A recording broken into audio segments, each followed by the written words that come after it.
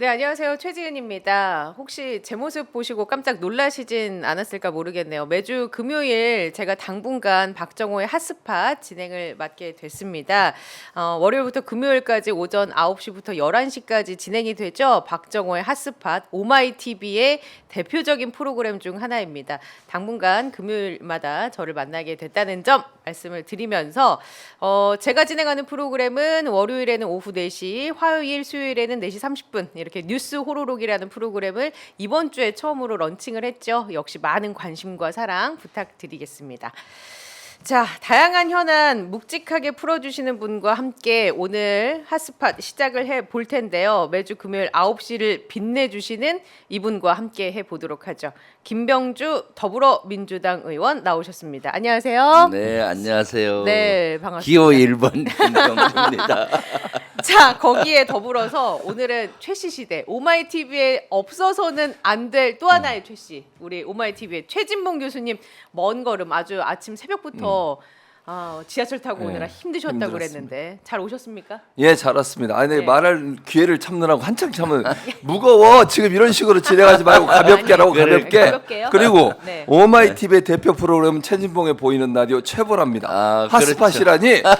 제가 상당히- 그래서 대표 프로그램 중 하나이다. 하나 그렇죠. 또 그렇게 하나의 얘기해주세요. 하나는 당연하죠. 최진봉의 그렇죠. 보이는 라디오다. 하나다, 하나. 박정호는 그냥 네. 일부일 뿐이다. 일부 그렇게 얘기해 주세요. 일부이고 본인이 전부이다. 전부이다. 전부이다. 예, 그렇게 얘기해 주시기 예, 바랍니다. 오늘 알겠습니다. 특별히 이제 우리 김병주 대장님을 모시고 저는 대위 출신이고 대장 아. 출신이잖아요. 네. 예, 그래서 그러니까. 오시자마자 이렇게 필승. 네. 제가 네. 먼저 경례했죠. 아니 그러면 안 됩니다. 제가 부한테 왜 이러십니까?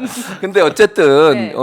진짜 이번에 최고위원회 꼭 그러니까. 수석을 하셔야 돼요. 네. 김병주 대장님은 행동하는 네. 양심이고, 행동하는 양. 네, 그리고 네. 눈치 보지 않고 어. 잘못된 일 있으면 정신 나간 네. 이렇게 얘기하셨잖아요. 속이 다 시원하더라고요. 네. 진짜 네. 국민 한 때문에. 사람으로서 오 진짜 그 최고위원 나오신 분들 중에 말만 많은 분들 많거든요. 네. 아. 방송 나가서 말 많이 하시는데 네. 행동하는 걸 보여주는 분은 저는 김병주 대장님이시다. 그렇구나. 반드시 수석 최고위원 만들어 드려야 된다. 아이고 감사합니다.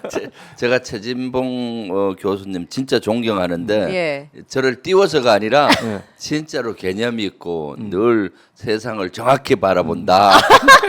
감사합니다. 아침부터 분위기가 굉장히 화기애애하네요. 예. 그래서 말이 나왔으니까 이걸 진짜 여쭤봐야겠어요. 네. 컷오프 통과하셨잖아요. 네. 예, 소감 한 말씀 해주실까요? 먼저 우리 사실 시청자 여러분들 네. 덕에 통과했다고 보고요.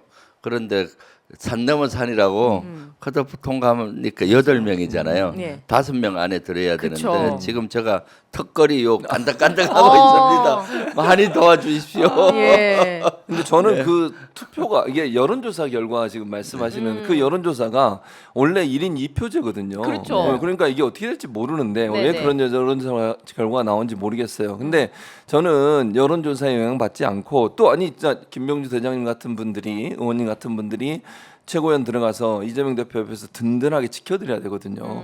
정말 변함없이 이재명 대표 함께하면서 민주당을 정말 싸움 잘하는, 그러니까 네. 제가 말하는 대여투쟁을 잘하는 그런 정당 만들겠다고 얘기하신 분이니까 이런 분들이 들어가야지. 네. 말은 하고 뒤에서 안 네. 하고 이런 분들도 많다고 저는 보거든요. 이런 분들이 절대로 최고위원 들어가면 안 된다. 걱정된다 이런 생각이 듭니다, 솔직히. 그 말씀해주신 것처럼 데일리안이 여론조사 네. 기관에 의뢰를 해서 민주당 최고위원 적합도를 조사를 했더니 정봉주, 이현주, 민영배, 김민석, 전현희 의원이 선두그룹을 형성을 네. 했다는지 그 말씀을 해주고 계신 건데 네. 네. 이 결과 때문에 뭐 어떤 약간 사기가 죽었죠. 그러시면 안 됩니다. 하지만 근데 왜냐면- 거기에서 그렇죠. 예. 사실 그 데일리안 그 조사는 네. 문제가 있어요. 왜냐하면은 전당대에서는 1인 2표를 그렇죠. 한다는데 네. 거기서는 1인 1표로 이렇게 했더라고요. 사실 저 같은 사람은 2표 속에 꼭 들어갈 사람이에요. 아. 왜냐하면은 정봉주가 좋아서 정봉주를 찍는데 당에 꼭 필요한 사람은 김병주다. 왜냐하면 제가 정치한 지 4년밖에 안 돼서 인지도가 정치 오래 하신 분을 따라갈 수가 없잖아요. 그런데 전략적으로는 늘 김병주가 필요하다라는 그렇게 생각하시는 예. 분들이 많은데 저는 이번 여론조사가 한 명만 이렇게 하다 보니까 6위를 했어요. 깐닥깐닥하게. 근데 사실 지난번에 우리가 1차 경선 때 여러 가지와 또 제가 여러 가지 데이터 있잖아요. 검색량 뭐 이런 걸로 봐서는 지금 5위 정도를 달리는 걸로 저는 판단하고 있어요. 이제 그 네. 김병주 의원이 데이터를 수집하시는 방법이 네. 유튜브 구독자 수, 그렇죠. 네. 예, 그다음에 구글, 검색량. 구글 이런데 네. 검색량, 네이버 분명히 있죠. 네이버 네. 검색량은 6월부터 지금까지 저가 가장 많습니다. 어. 그래서 검색량이 데이터거든요. 예. 그래서 긍정적으로 보긴 하는데 또 하루에도 마음이 자신이 그쵸, 있었다가 왔다 갔다 자신이 하시죠. 없었다가 네. 좀 근데 도와주십시오.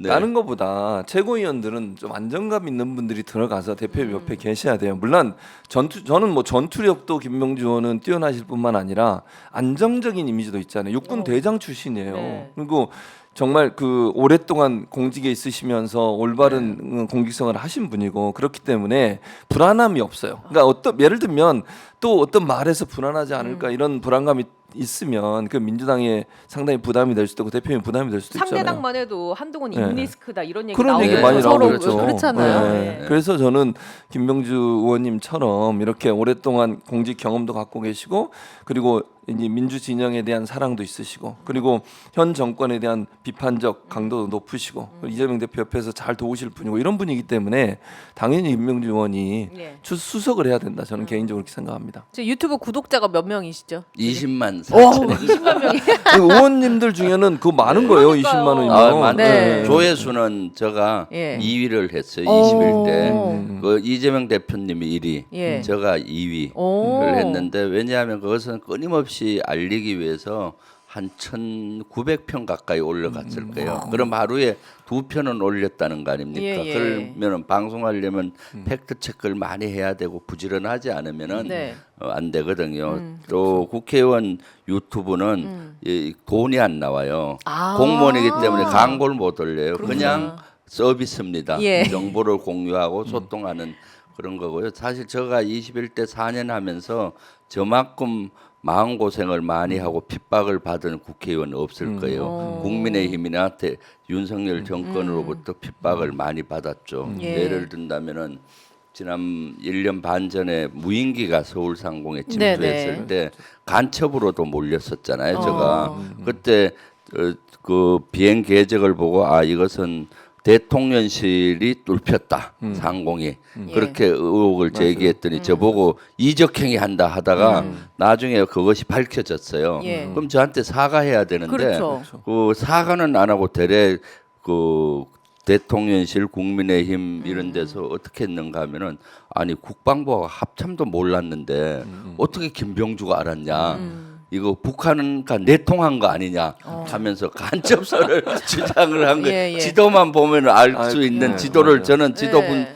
뭡니까 포스터 정도 되면 네. 맨날 그런 분석력이 그렇죠. 있잖아요. 그렇죠. 그렇게 해서 간첩으로도 내몰린 적이 있고 민주당 제가 입당해서 들어오니까 예비역 군 출신들이 저보고 민족 반역자라는 거예요. 안보를 소홀히 하는 민주당에 왜 가느냐. 민족 반역자다, 배반자다 해서 제가 마음고생을 엄청나게 하고 있죠, 사실은. 거기에다가- 그럼에도 불구하고 예. 굴하지 않고 윤석열 정권과 그렇죠. 맞서 싸워서 이번에는 사과까지 받아냈잖아요. 한미일 동맹이란 단어 썼는데 네. 실제 윤석열 정부는 한일 동맹으로 가고 있거든요. 그래서 그 일침을 이 용어가 잘못됐다 해서 그건 제정신임 이런 용어를 안 쓰니까 정신 나간 국민의힘 의원들이라고 그렇게 아주 혼쭐을 냈고 네네.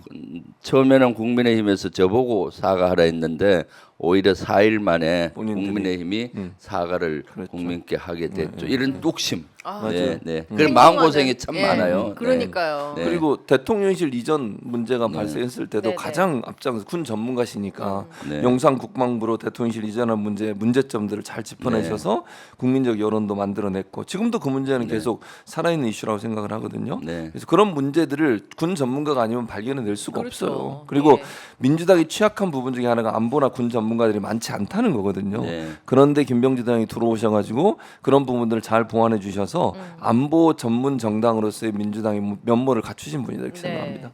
최 교수님이 그 말씀하시니까 사실 역대 정부가 들어서면서 늘 대통령 선거 승리하면은 허니문이라는 게 있어요. 그렇죠. 6개월 동안은 네. 그 별로 이제 지적도 안 하고 막 그 지지도가 올라가잖아요.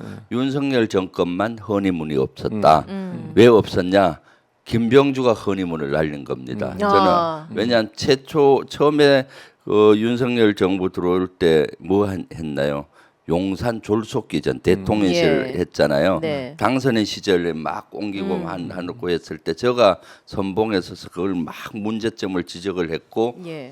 그러면서 이제 허니문이 날아가 버린 그렇죠. 거예요. 그러니까 그때 사실 지지도가 통상 50, 60, 70까지 오르잖아요. 그 지지도가 쭉 가는데 그때 허니문을 날렸다. 그래서 50% 이상 간 적이 거의 없어. 없어요. 예. 그러니까 이렇게 된 거죠. 그래서 제가 사실은 우리 민주당이 안보가 취약하다는 그런 이미지가 있었는데 강점으로 바꿨을 뿐만 아니라 상대당 국민의힘의 지지도도 낮추고 윤석열 정권의 허니문도 날렸는데 예. 벌써 한 2년이 지나니까 우리 국민들이나 우리 지지자분들 머릿속에 그것이 많이 지워졌어요. 지금은 다시 다시 상기시켜드려야 예, 오마이TV 상기시켜드려야 돼요. 구독자분들이 다시 그럼요. 떠올리실 겁니다. 그럼요. 어떤 길을 걸어오셨는지 그럼요. 떠올리실 네, 거고 네. 지금 이제 화면을 보시면 아시겠지만 오늘 이제 그게 예정이 돼 있잖아요. 윤석열 청문회. 대통령 탄핵 소추안 네, 발의 맞습니다. 예, 요청 국민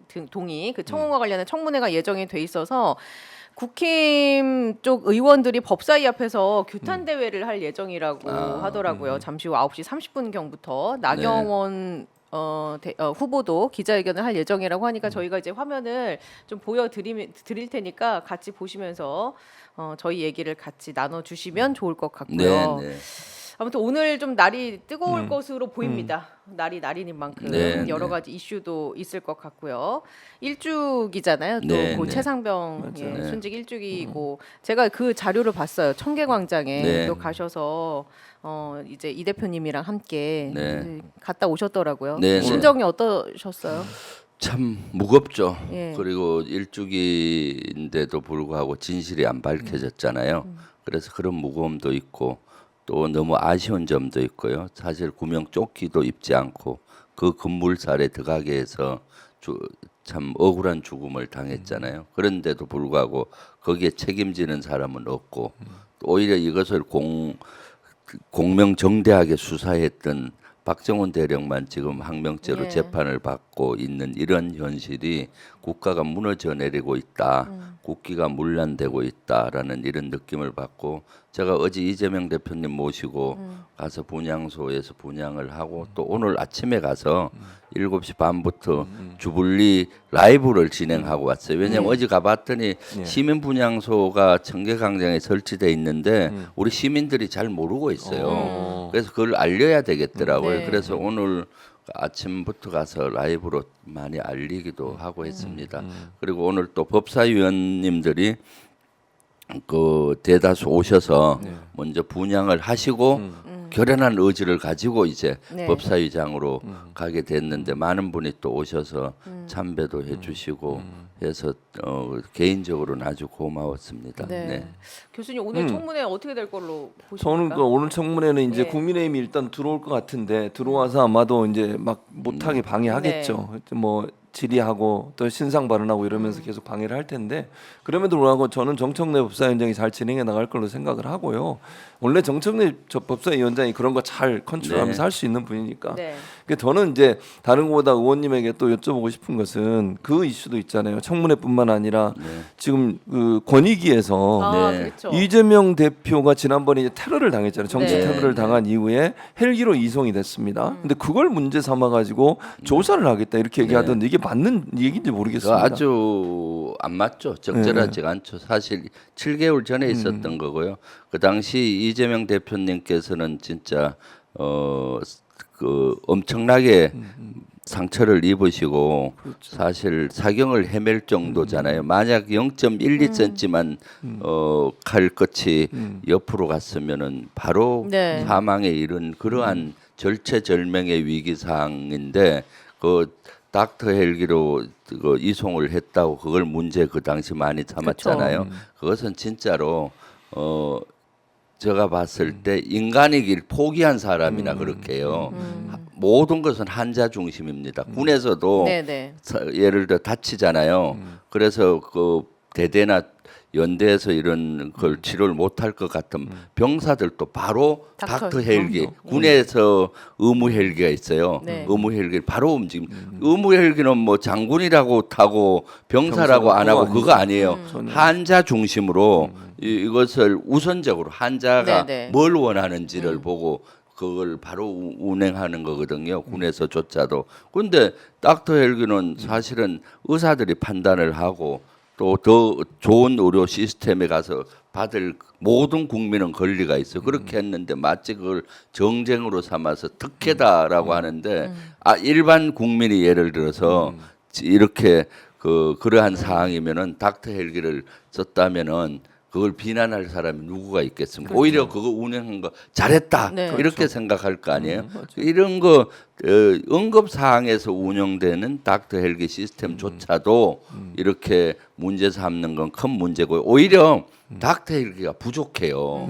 그러니까 부족하니까 이런 게 좀 더 늘려서 진짜로 우리 국민들이 응급 사항에 또는 본인이 원하면은 좀 더 편한 병원으로 가서 이렇게 치료를 받게 하자.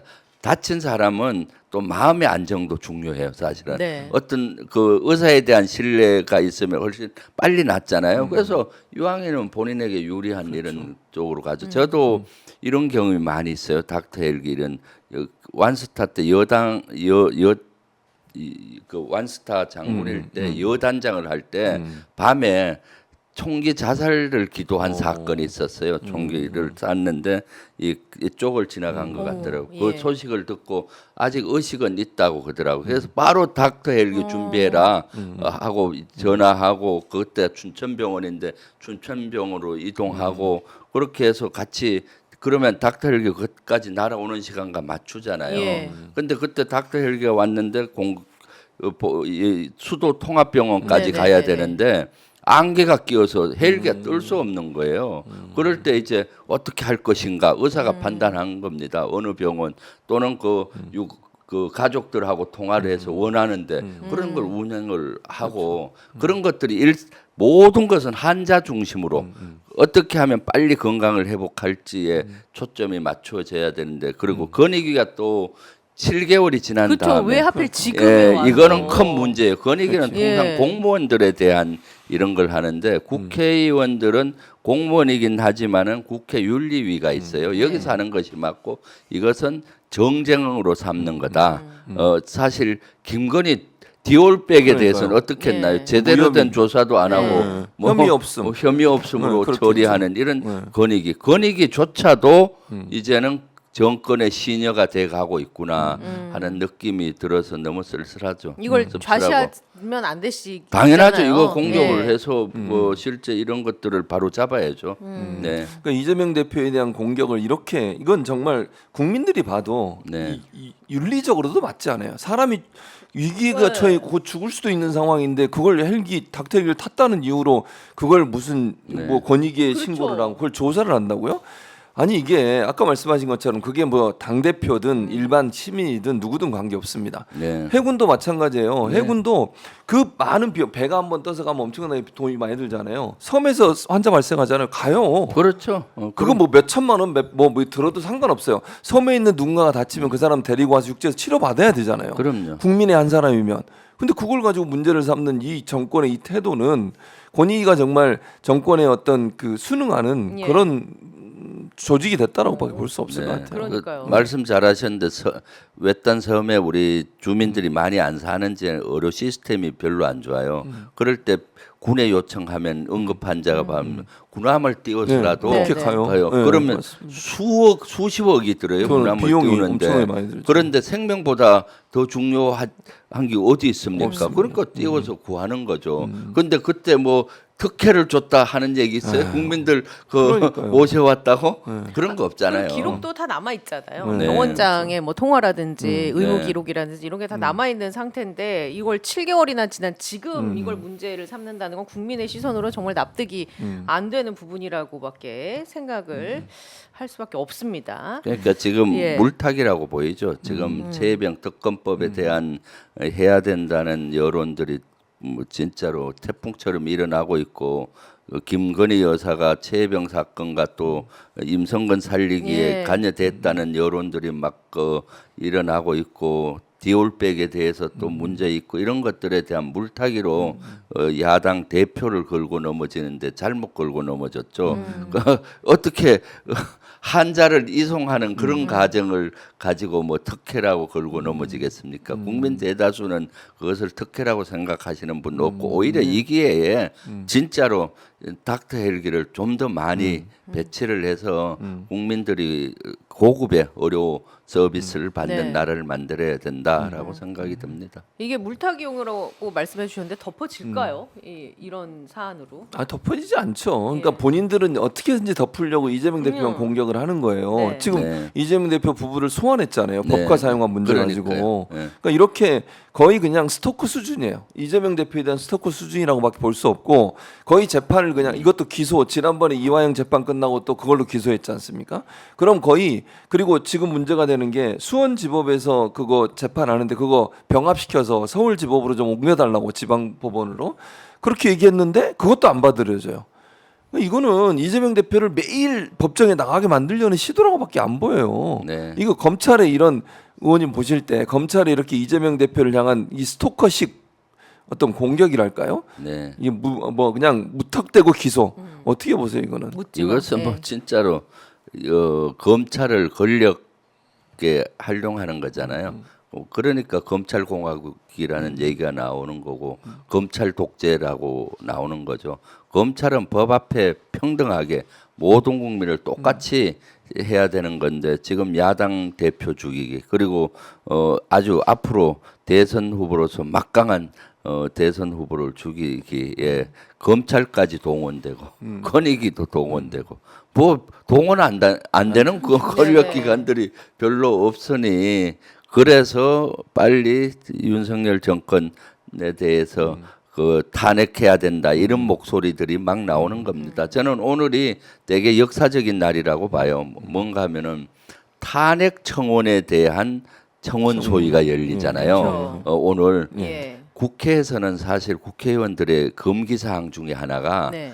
탄핵에 대한 단어를 잘 안 올려요. 진짜 대통령의 탄핵은 중대한 범죄가 확인됐을 때만 합니다. 노무현 정 대통령 탄핵했을 때 엄청나게 국민적인 분노가 일어났고 역풍이 불었잖아요. 그 이후에 탄핵은 조심스러운 단어였어요. 그래서 최근에 윤석열 정부가 저렇게 모든 면에서 후퇴했는데도 불구하고 시위 현장에서는 탄핵하라 했지만은 국회의원들은 절제해온 건 사실이에요. 좀 더 확실한 근거가 있어야 된다. 신중하게. 예. 그건 맞는 거고요. 근데 이제 공식적으로 네. 법사위 청원 소위에서 탄핵에 대한 논의가 이루어지잖아요. 그러기 때문에 탄핵이 저는 신호탄의 시작이 됐다라고 보이고 26일 날 또 하고요.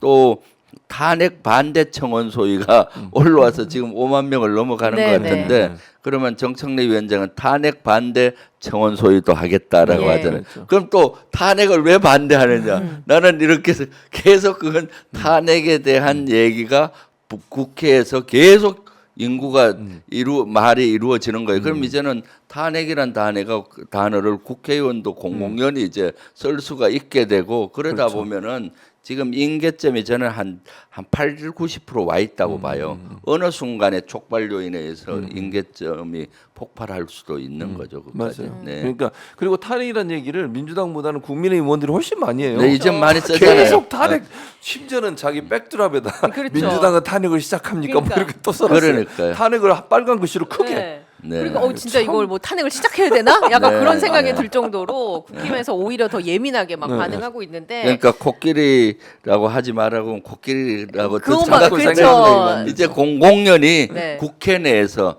탄핵이란 단어가 쓰고 탄핵이 논의되고 한다는 것은 역사적인 올 출발점이다라고 예. 저는 봅니다, 진짜. 근데 오늘 이제 그 청문회에서 증인이 채택이 되긴 했는데 불출석 사유서를 제출한 사람들이 꽤 많이 맞아요. 있어요. 보니까 신원식 국방부 장관, 김계원 해병대 사령관, 조태영 국가정보원장, 김영래 전 국가안보실 국방비서관실 행정관, 이종호 전 블랙펄 인베스트먼트 대표 이렇게 지금 안 나오고 있는 사람들 이건 어떻게 우리가 대처를 해야 될까요? 그러니까 이거 강제로 소환을 해 와야 되는데 예. 그 규정이 국정조사나 이럴 때는 강제 조항이 있는데 지금 요것은 조금 법사위에서 어떻게 할지 고민하고 있는 사항입니다.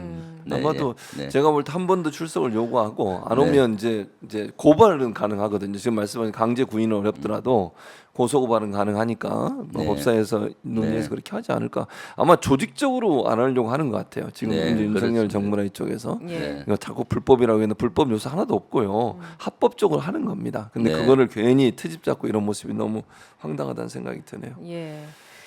그래도 오늘 공익 제보자 김규현 네, 네, 변호사라든가 네. 이런 네. 분들이 나오시니까. 나오고 하니까 저는 많은 부분이 또 그럴까요? 진실에 가까이 갈 것 같습니다. 도리어 그게 자기 안 오는 게 네. 예를 들면 본인들이 주장하고 싶은 주장을 못 하게 되는 네, 거니까. 그렇습니다. 지난번에 네. 법사위에서 청문회 할 때 국민의힘원들 아무도 안 들어왔잖아요. 그러니까 회의가 잘 진행이 됐거든요. 그런 일이 또 벌어지지도 않을까 하는 생각이 듭니다. 개인적으로. 그렇습니다. 아주 그냥 예. 아 그리고 그 국힘 전당대회 얘기를 좀 네. 해볼게요. 여기 지금 아주 시끄러워요. 네. 전당대회인지 자폭대회인지 모를 정도로 여기저기서 그냥 막 쏟아지고 있습니다. 특히나 이제 그 얘기가 핫했다가 한동훈 후보가 이제 사과를 하긴 했는데 뭐냐면 이제 나경원 후보가 패스트트랙 공소 취소 청탁을 했다가 그 논란 있지 않습니까? 네. 그것에 대해서는 어떻게 생각을 하시는지? 이것은 사실 예. 본인들이 범죄를 저질렀다는 걸 인정한 꼴이라고 봐요. 사실 공소치하를 법무부 장관한테 나경원 후보가 건의했다. 이것은 청탁이잖아요. 그렇죠. 명백한 그 법무부 장관이 당시 청탁한 거 아니냐 얘기한 것이고 법무부 장관은 그런 청탁을 받으면은 신고를 하게 돼 있어요. 예. 신고를 했을 확률이 저는 없다고 봐요. 그러니까 한동훈 장관도 여기로부터 자유롭지 않다. 그런 거죠. 그래서 이것은 아마 어느 단체인지는 몰라도 분명히 고발이 들어갈 것 같고 이것은 수사를 해야 된다. 수사의 영역이냐? 라고 예. 봅니다. 근데 최지현은 근데 우리가 지금 30분 하고 넘겨야 돼서 네. 왜냐면 10시부터 법사위 회의하는 거죠. 예. 아, 네. 그래서 일단 우리, 예. 마무리를 네, 이제 하는 그 계속 이제 일정이 주말에 이제 잡혀 네. 계시고 네. 끝으로 우리 오마이 TV 구독자분들께 하시고 싶은 얘기 있으시면 네. 한 말씀 남겨 주십시오. 내일부터 이제 제주를 시작으로 민주당 전당대회가 열립니다. 당 대표를 뽑고 최고위원을 뽑는 전당대회인데 저도 그래서 오늘 오후에는 제주도로 넘어가야 됩니다. 이번엔 제가 1번을 받았어요. 예. 1번 김병주. 민주당도 1번, 김병주도 1번. 1번만 찍으시면 돼요.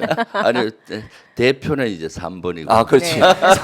3번 잘못 찍으면 안 됩니다. 그래서 그거는. 사실 8명이 나와서 아주 다 막강하다 보니까 네, 네. 우리 시청자분들이 되게 고민이 될 거예요. 그래서 고민하지 말고 일단 1번을 찍고 그다음 고민을 그다음 해라. 고민하세요. 한 명. 일단은 1번으로 네, 고하고 그리고 우리가 사실은 정권을 찾아와야 되잖아요. 예. 빨리 윤석열 정권을 조기에 종식시키고 정권을 찾아와야 되는데 그러려면은 중원을 점령해야죠. 중도 확장. 제가 한다면 최고위원이 되면은 중원을 점령할 수가 있어요. 최소 3% 이상 올릴 수가 있다. 네. 그리고 상대의 지지도를 3% 이하로 떨어뜨릴 수 있다. 그래서 저와 같은 사람이 돼야 된다라고 생각을 되고요. 그다음에 이제 지금은 한반도 안보 위기 상황이잖아요. 지금 점점 전쟁으로 치달리고 있어서 네. 그리고 북한과 러시아가 또 동맹을 맺고 동북 안정도 불안정하거든요. 이럴 때 저 같은 외교안보 전문가가 들어서 한반도 평화를 만들어야 된다. 평화가 민생입니다. 그런 역할을 할 수 있는 사람이 꼭 들어갔으면 좋은데 지금 제가 커트라인에 있는 것 같아요. 5위, 6위 요 사이에. 그래서 우리 지지자분들이 좀 꼭 저를 최고위원으로 만들어 주시면 좋겠고요. 간곡히 부탁드립니다. 일단 고민하지 말고 1번, 네. 1번을 찍어라. 예. 민주당도 김병주도 1번이다. 네, 네, 네. 아유, 너무 뭐 지금 고맙고요. 우리 구독자분들이 네, 지금 방송 보시면서 주불리 가자 뭐 네, 이런 분들 네, 많이 좋아요. 계시네요. 아주 예. 좋습니다. 네. 응원 드리겠습니다. 네, 자, 네. 지금까지 김명주 더불어민주당 의원님과 함께했습니다. 고맙습니다. 네, 감사합니다. 네, 감사합니다. 자, 네, 보세요. 네. 우리가 하니까 박정호 할 때보다 지금 숫자가 많잖아. 실시간이 그래요? 3,300명이나 들어와 있잖아요, 지금. 최 교수님이 네. 그러니까 확실히 분위기가 아, 살아요. 그럼요. 아우. 아, 살죠. 네. 박정호와 급이 다릅니다. 멀리서 제가. 오신 보람이 있습니다. 아, 그럼요. 최 교수님. 네, 최씨 시대. 아니 최지은 아나운서의 시댁이 있는 곳이잖아요. 저희 집. 그러니까 우리 또 TMI. 네, 자, 또 그럼 사회를 너무 잘 보세요. 아유, 감사합니다. 앞으로 잘 도와주십시오. 네, 네. 예.